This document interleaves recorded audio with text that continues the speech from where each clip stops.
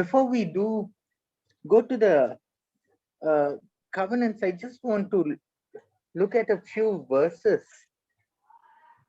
where in if in Exodus 15, you look, he brings them by the river of Mara, and God says in verse 26, Exodus 15:26, and said, if thou wilt diligently hearken to the voice of the Lord thy God, and will do that which is right in his sight, and will give ear to his commandments, and keep all his statutes.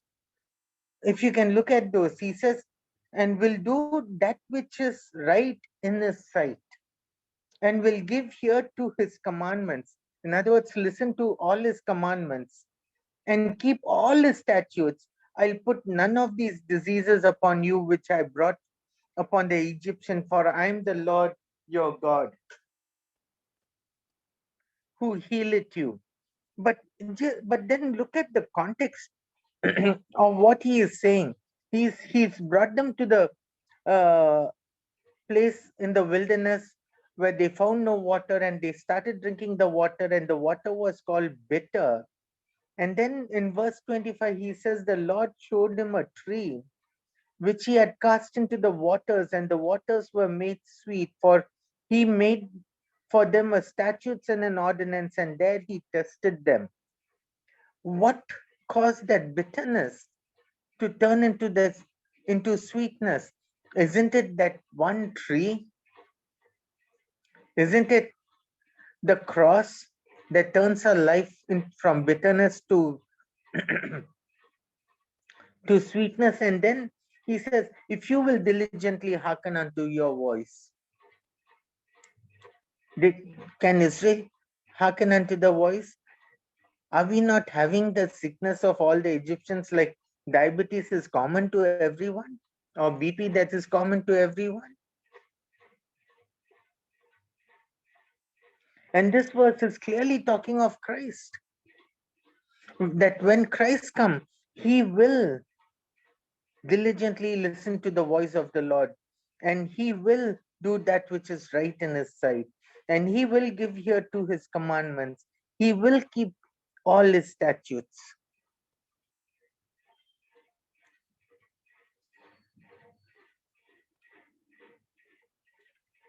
If we can turn to Exodus 23, because these are the verses that people always quote, saying that, see, if you do these things, you will, this is what will happen to you. Exodus 23.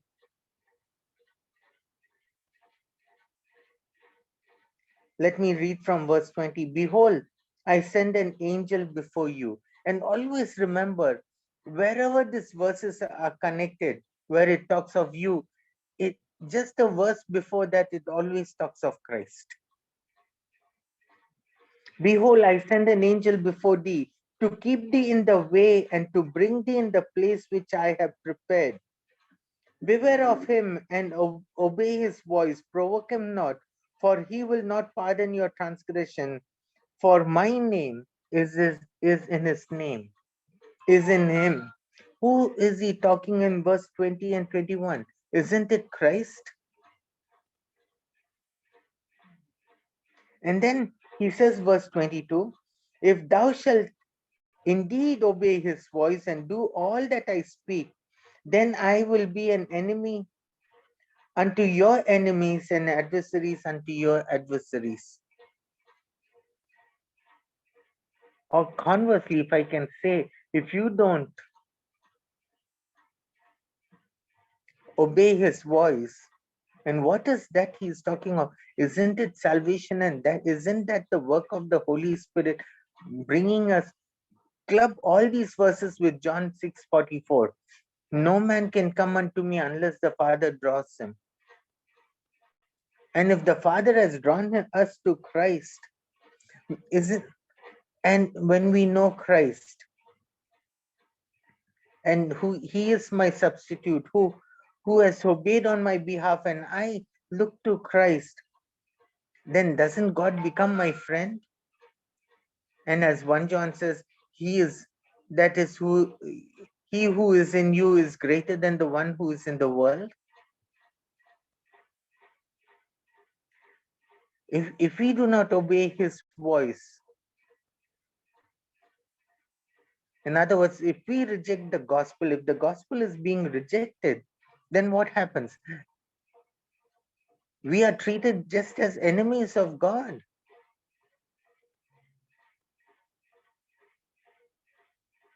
Verse 23, for mine angel, that is Christ, for Christ shall go before thee and bring thee in unto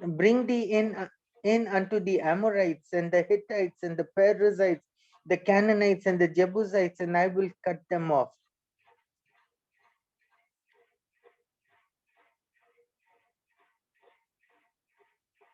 Isn't it Christ that we are talking of, who battles for us and who has already won the greatest, that is sin, Satan, and death?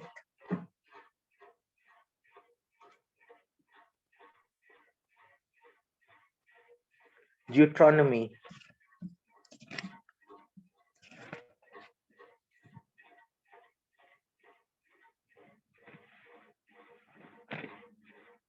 Yes, in one side, this is being spoken specifically to the nation Israel, whom God has already worked and brought. On the other side, these are the verses that people quote constantly, saying, see, if you do this, this is what will happen to you.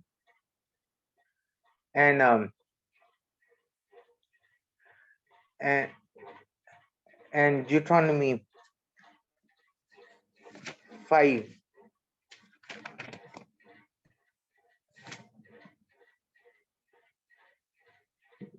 God is talking of the 10 commandments, and he's calling it as the commandments of the covenant.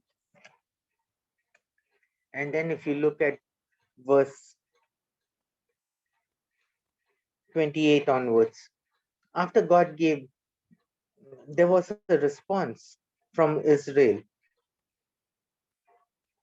Let me read from verse 22. These words the Lord spake unto all your assembly in the mountain of the midst of fire, and of the cloud, and of the thick darkness, with a great voice, and he added no more. He wrote them on 2 tables of stone and delivered them unto me. Moses is saying that. And it came to pass, when you heard the voice in the midst of darkness, for the mountain did burn with fire, and you came near unto me, even all the heads of the tribes and your elders. Verse 23 is the crux. He says, and it came to pass, when you heard the voice out of the midst of darkness. When is there darkness? Isn't it when there is a judgment? And God gave these 10 commandments. He's making a covenant, and there is a darkness there, saying that you are being judged because none of you can keep these commandments. For the mountain did burn with fire. Again, what does fire represent? Isn't it cleansing?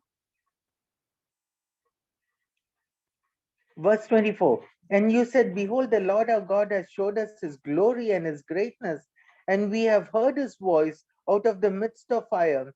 We have seen this day that God does talk with men, and he lives. He liveth. Now, therefore, look at verse 25.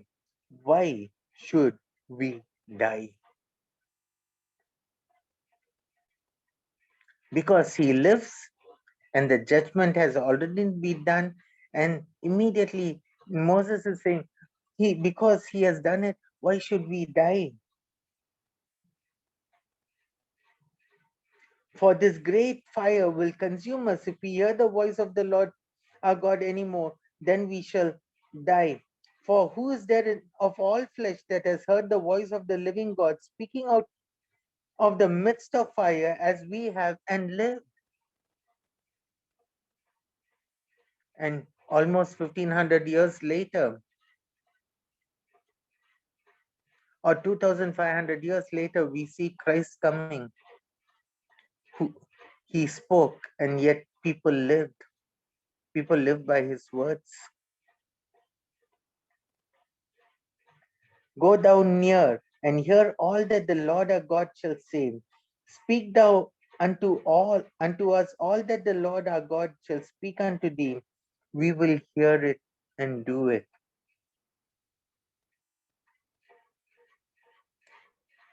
Verse 28, and the Lord heard the voice of your words when you spake unto me. And the Lord said unto me, I have heard the voice of the words of this people, which they have spoken unto thee.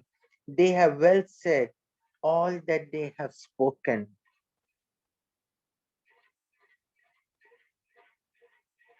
And right here you see, you can look at Christ being judged on our behalf. And because of him, we live.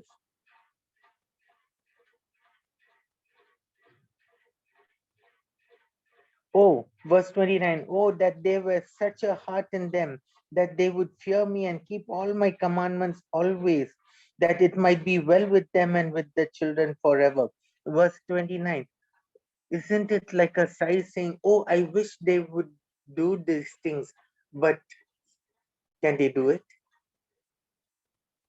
Can they do it?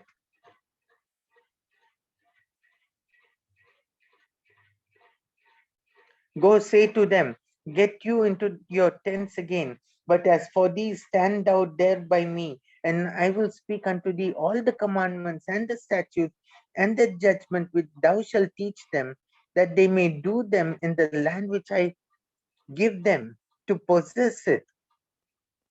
You shall observe to do therefore as the Lord your God has commanded you. You shall not turn aside to the right hand or to the left. You shall walk in all the ways which your Lord your God has commanded, that you may live, and that it may be well with you, and that you may prolong your days in the land which you possess. Remember, in another sense, he says it is not related to salvation, because salvation we are talking of, why should we die? In verse 25 itself. And 24 and 25, we can see that there's a exchange that has already taken place. But what about the commandments? Is it for salvation? No. It is that it might be well with each one of us when we do good to each other and we live as a covenant family.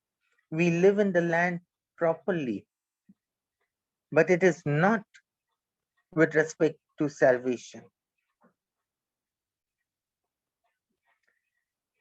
He is always talking about the land. He says, you shall observe to do therefore as the Lord your God has commanded. You shall not turn aside to the left or to the right. You shall walk in all your ways before the Lord, that you may live. And where are you going to live? On this land.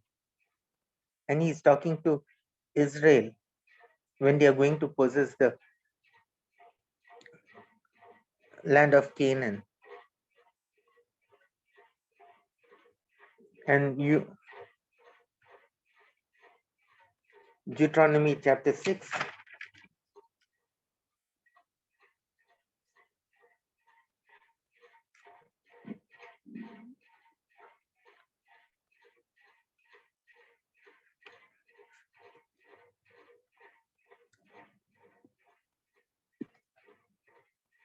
And let me go a little further. Verse 14.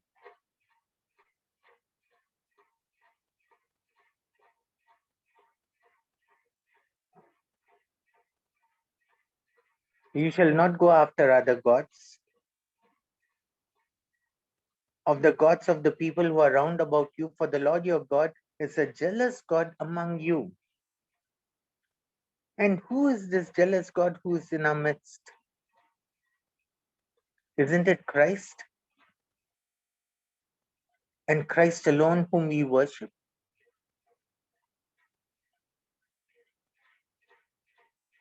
lest the anger of the Lord your God be kindled against thee and destroy thee from the face of the earth. You shall not test the Lord your God as you tested him in Massah. You shall diligently keep the commandment of the Lord your God and his testimonies, his statutes, which he hath commanded, and thou shalt do that which is right and good in the sight of the Lord. It may be well with thee, and that you may go in and possess the land which the Lord your fathers swear unto your fathers. Now remember, did they enter the land by doing good, or wasn't it because the captain of the army, who is Christ, who led them into the land?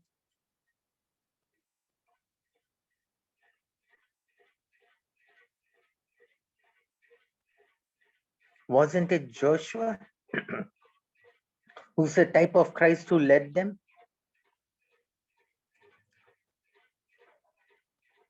Though God gave these commandments, yet he knew they could not keep it. So the captain of the host has to come down and he has to battle on their behalf.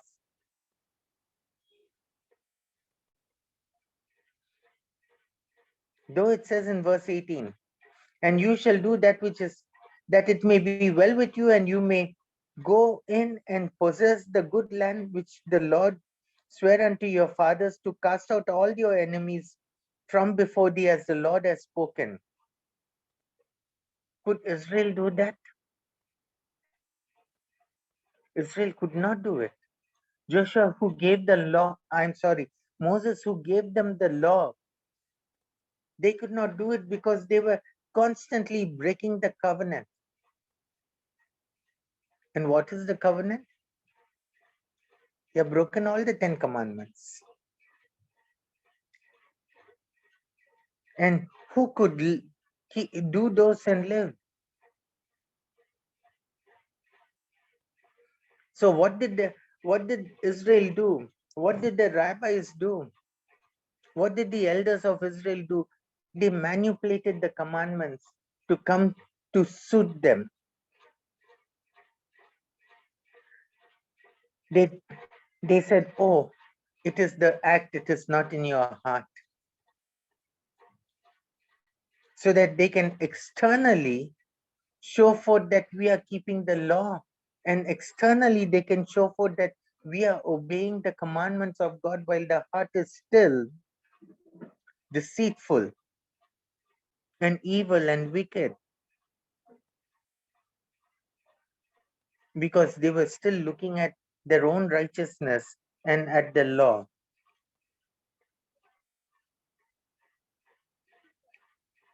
And when your son asked thee in time to come, saying, what mean the testimonies and the statutes and the judgment which the Lord our God has commanded you, then you shall say unto your son, we were Pharaoh's bondmen in Egypt, and the Lord brought us out of Egypt with a mighty hand. Could they tell the children, oh, we kept all the statutes and we came out of Egypt because we were so good?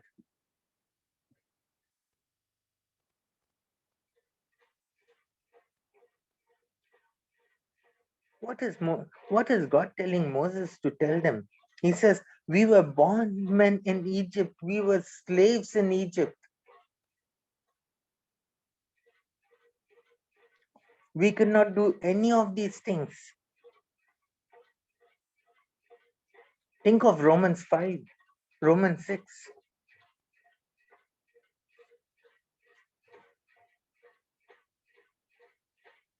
And then these words needed to get into our hearts. The Lord brought us out of Egypt. How? With a mighty hand. Luke chapter 2.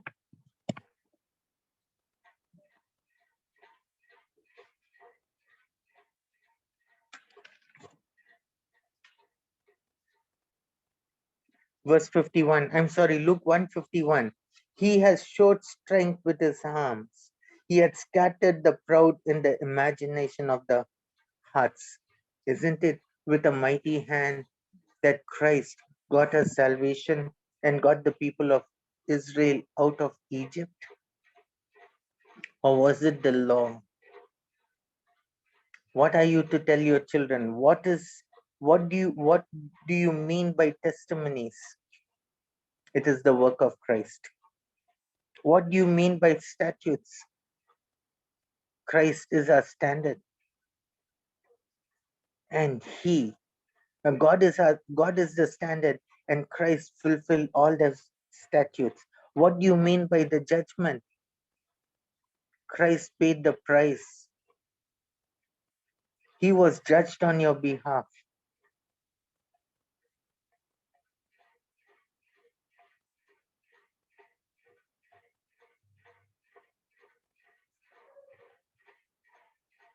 Verse 22, and the Lord showed signs and wonders, great and sore, severe, upon Egypt, upon Pharaoh, upon all his household before our eyes. Verse 23, he brought us out from dens that he must bring us in. Nowhere can you see in this passage when God is telling Moses, see, I brought you out because you all kept the commandments.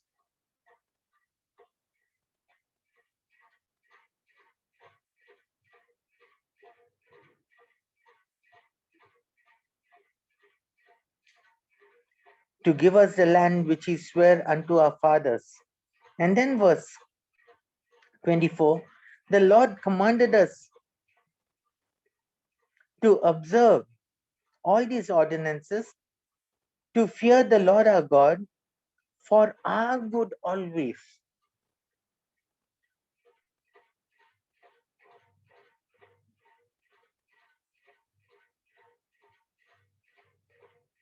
Again, let me emphasize this. It is not for the purpose of salvation, because Christ alone is our Redeemer.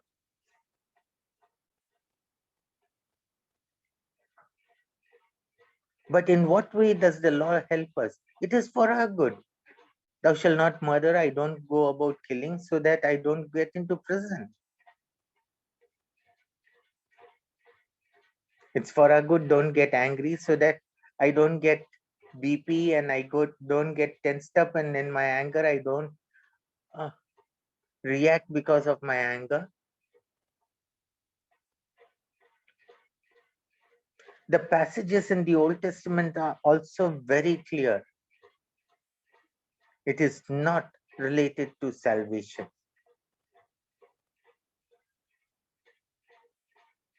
It is not related to salvation.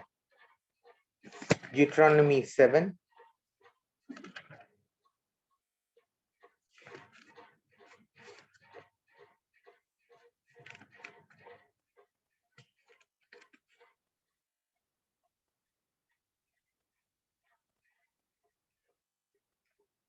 When they go and conquer the land of Egypt, he says, don't be proud. You are the smallest of all the people. Verse 6. For you are an holy or a separated people, a set apart people unto the Lord your God. Who did that? Isn't that God has done that before the foundation of the world?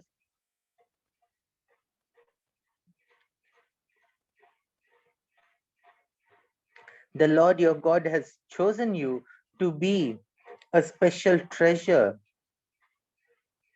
unto himself. He has not chosen the world, but those whom he has chosen, he says, they are my people, and I'm going to deliver them with the blood of my precious son. My beloved son is going to pay the price for them and redeem them who are called by my name and who are my people. And he says, above all the earth that are upon the face of the earth. Verse 7, the Lord did not set his love upon you, nor choose you, because you were more in number. In other words, he's telling you you did not attract his attention because of that you are more in number, or either by any of your works. You were the most insignificant people, yet he chose you because he set his love upon you.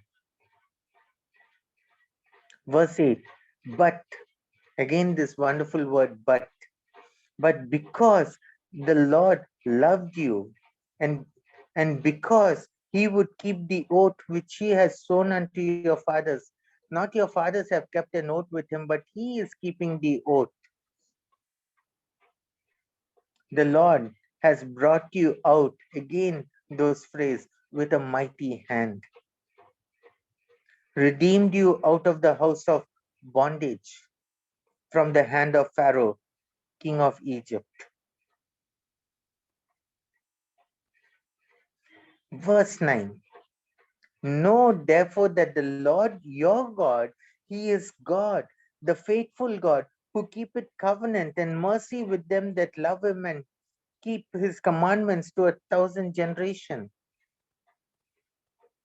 Let me read that again. Though it looks as though those who love him, he is going to love us back.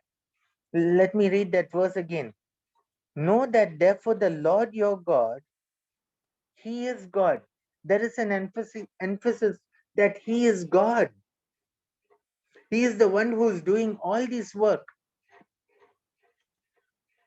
So he says, and what is he?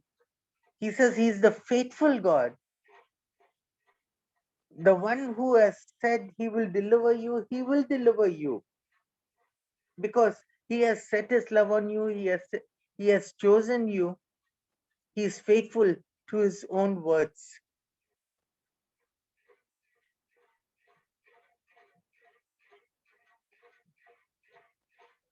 He could have stopped there, but he is giving another emphasis.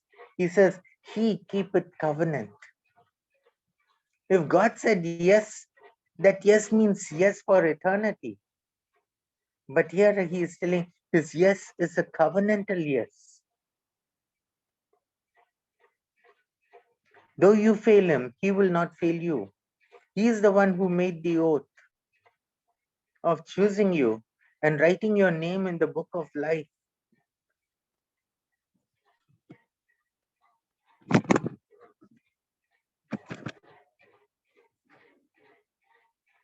And then he says,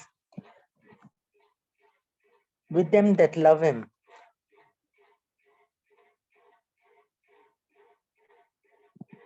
We read other scriptures which say, he was the first. He loved us first. Because he loved us first, we love him.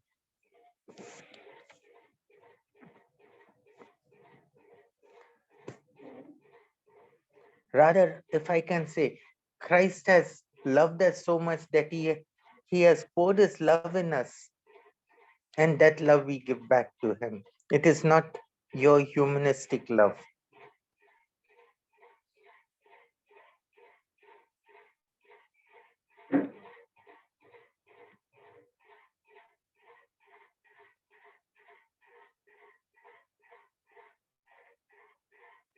And then he says, uh, and keep his commandments to 1,000 generations.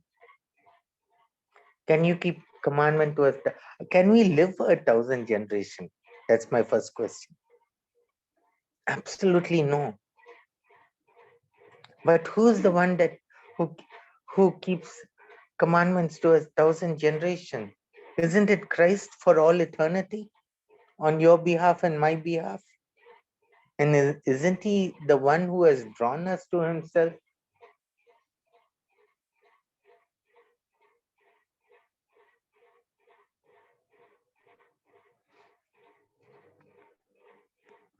Verse 10.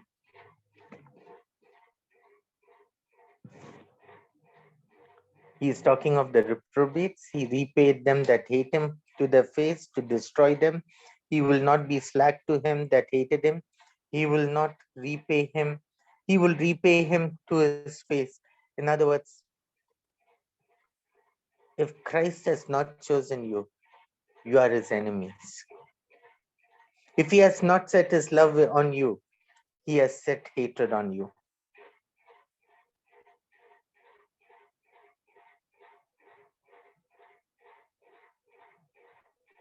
Verse 11, thou shalt therefore keep the commandments and the statutes and the judgment which I command you this day to do them.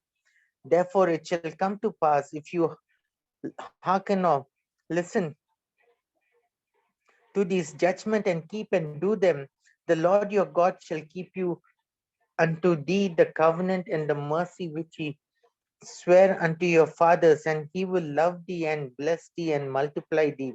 He shall bless the fruit of your womb and the fruit of your land, thy corn, thy wine, thine oil, the increase of your kine and the flocks, and all that. He says, thou shalt be blessed above all the people. Thou shalt be, all these things he will take of. Verse 16, thou shalt not consume all the people which the Lord shall deliver thee. Thine eyes shall have no pity on them. If thou shalt say in thine heart, these nations are more than I, how can I dispose them? Thou shalt not be afraid of them, but shall well remember what the Lord your God did unto Pharaoh in Egypt. The great temptations thine eyes saw, and the signs and the wonders and the mighty hand and the stretched out arms, whereby the Lord your God brought thee out, so shall the people, so shall the Lord your God do unto all the people of whom thou art afraid. Moreover, the Lord your God will send hornet among them and hide themselves from thee and be destroyed. Verse 21, thou shalt not be afraid at them, for the Lord your God is among you, a mighty God and awesome. The Lord your God will put out these nations before you by little and little. Thou mayest not consume them at once, lest the beast of the field increase. Verse 23, but the Lord your God shall deliver them into thee and shall destroy them with mighty destruction, and until they be destroyed, he shall destroy their kings. And you from verse 19, you can, or verse 18, you can look at the phrases. The Lord your God did this. The Lord your God brought you out. Come back to verse 12. Verse 11. It says, it looks as though the burden is on us, that we are to call to keep the commandments and the statutes. And what are we to keep? Go back to chapter 6, verse 20. When your son asked thee in time to come, saying, what mean the statutes and the testimonies and the statutes and the judgment which the Lord our God commanded you? What does it mean? It is basically talking of the awesome work of our Lord, of God, what he has done. Thou shalt say unto them, say unto your son, we are Pharaoh's bondmen. We were Pharaoh's bondmen. Verse 21. Or we were Pharaoh's slaves in Egypt, and the Lord brought us out of Egypt with a mighty hand. When it says in verse 11, you shall keep the statutes, what does it mean? Doesn't it mean look to the God who delivered you? Look to Christ who brought you out of bondage from the slavery of sin?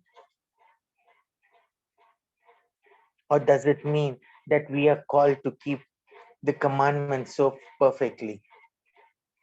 Or does it mean that we are called to look to the one who has kept it perfectly?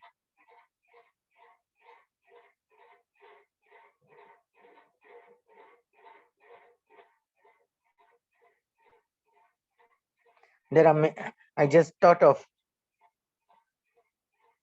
bringing this before I go into the covenant of grace, because These are the verses people always attack us by saying, oh, you look at these verses. If you do all these things, then you are saved. No, we are already saved. But if you do these things, you will be blessed in this land, in this earth. We will have a good relationship with each other. But it is never towards salvation. Because it is God who has brought out of Egypt. He is the one who has delivered us out. It is not your keeping the laws that delivered you in, and you came out mightily. It is because the Lord has set his love on you, and he chose you that he may bring us out of Egypt. The Old Testament is full of God's mighty work through Christ Jesus. And we are so privileged because we have the New Testament, which shows us what God is speaking in the Old Testament. And we have the clarity so well.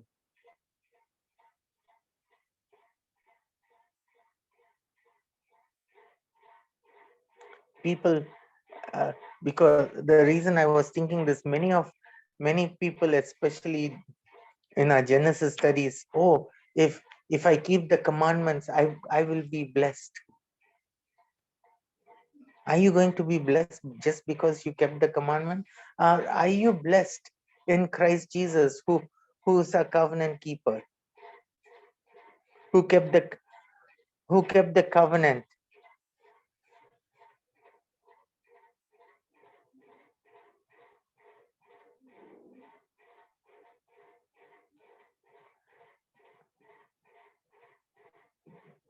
Somehow people hate the idea of union with Christ and Christ being my substitute. They always think of, what work should I do? What work should I do? And if I do these works, then God is good to me. Isn't that Hinduism? That's what I was telling that person. I said, your Christ is a Hindu Christ, not the Christ of our Bible.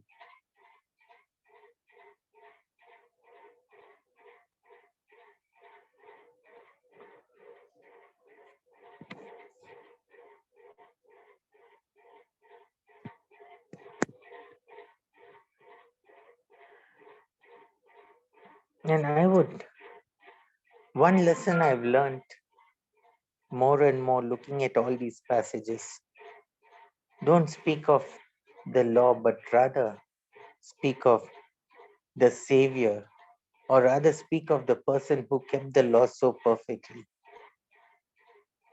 He's the one who saves us. He's the one who saves us. Let me stop here.